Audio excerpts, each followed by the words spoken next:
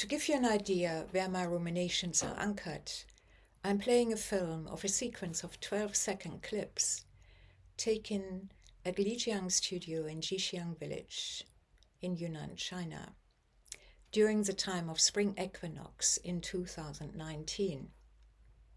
Since my stay at the studio between 2017 and 2020, I have been attempting to acquire seasonal literacy in whichever place I am for any length of time by means of the Chinese lunar calendar, which divides the year into 24 seasons or solar terms.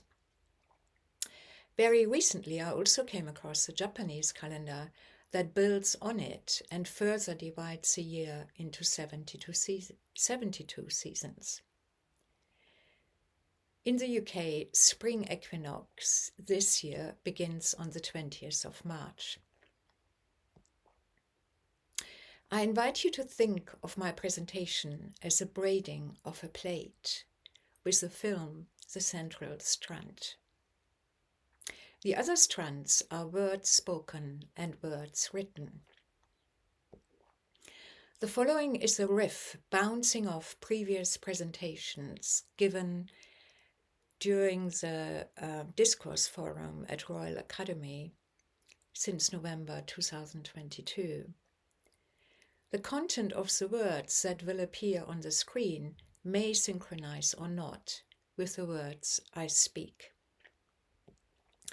The line "What Feeds Us" by Jill Ord and previous speakers prompted me to ask, what do we hunger for?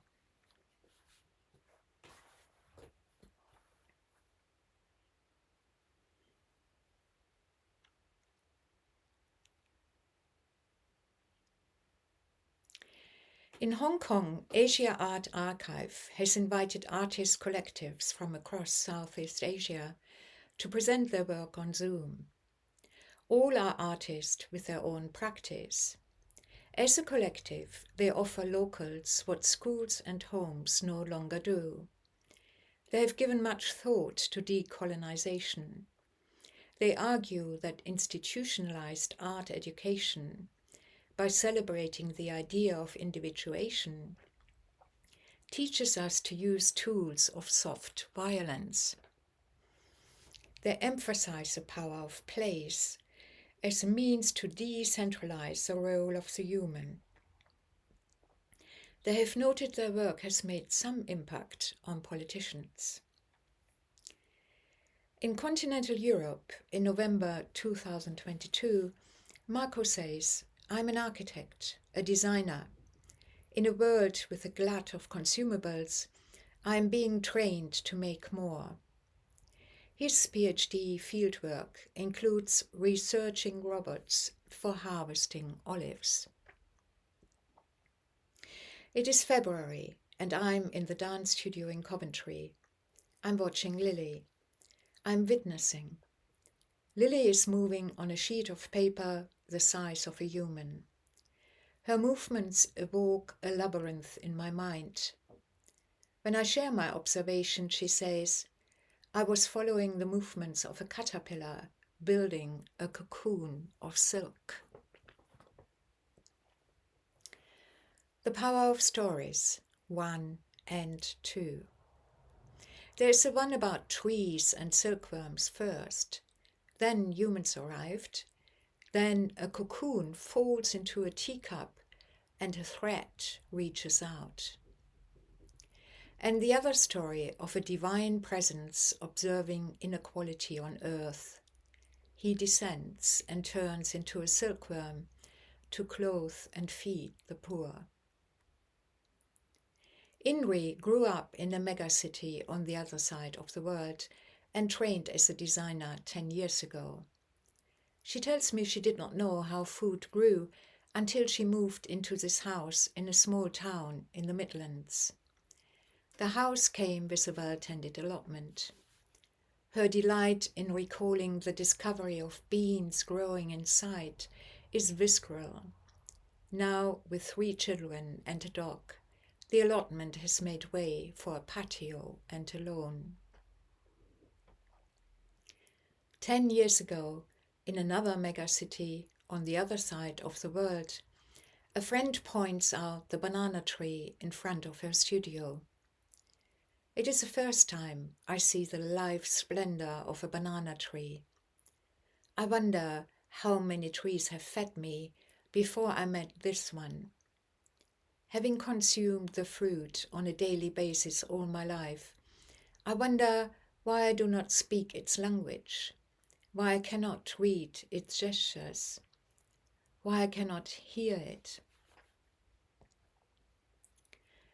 A small town in the West Midlands. It is Sunday. On my return from Birmingham, I pop into the supermarket. I stand in front of a shelf of wine, puzzling which one my friend Goga likes. I feel eyes staring at me. I turn and squat. "Hello, Leo. Have you been looking at me?" From around the corner his mum reappears. We chat. A third adult joins us. "Hello, ladies." Eventually, and without any signs of impatience, Leo, described by his mum as her lockdown child, asks, "When are we leaving?" Goga picks a bottle of wine from the shelf. "Petra, come to my house." I grab an identical bottle and follow her. Goga is looking for tomatoes. There are none today. At her house we open a bottle. Her husband is washing the cars. Her 4 children join us intermittently for a chat, for resetting the timer that locks access to their electronic devices, for cuddles with their mum, for food. Dee got expelled from his special school just 3 days ago. Dee and 2 of the other children are foster children, born to loving parents who did not know how to care for a child.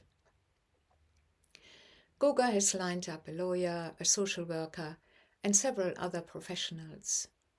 Tomorrow she will pull all the strings at her disposal. Back in continental Europe in January 2023, Marco returns from the Christmas break. He has decided to quit his PhD. The power of stories 1 and 2 in contemporary life. In the land where in a few days these blossoms will turn to fruit, the national discourse of common prosperity is raising one human to the state of a deity. We do not know the reason for the sporadic visits to the studio by the police. They say art is dangerous. My friend and colleague, He Jixing, is pressured to exchange his way of life for protection.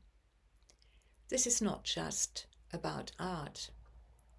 In Nashi cosmology, nature and humans are siblings. They share the same father. You only take what you need for survival, and you give in return. Handmade artifacts, your gratitude, the occasional sacrifice, your custodianship. It is a place where needs are recognized. Another Sunday in the West Midlands, another friend. His daughter and her 2 children are being evicted. I help him unload the van filled with boxes of clothes and toys. I have never seen that many toys belonging to one household. The youngest child is just starting to crawl. There was no floor space in the house for him to move.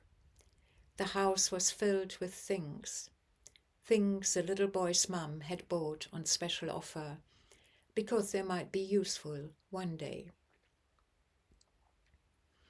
Facades is a 15-minute immersive artwork made by choreographer Karin Weiss and creative technologist Ben Neves. As I hand back the VR headset, I comment, "This is how technology should be used." During a workshop and discussions with both at De Montfort University, Ben speaks about participants' reaction to the experience, their sense of loss.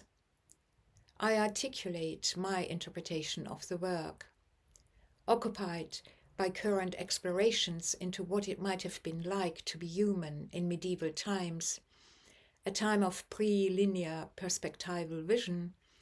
I applaud their approach to use ocular vision in order to raise awareness of a blind spot, something we may not be so aware of, our somatic presence.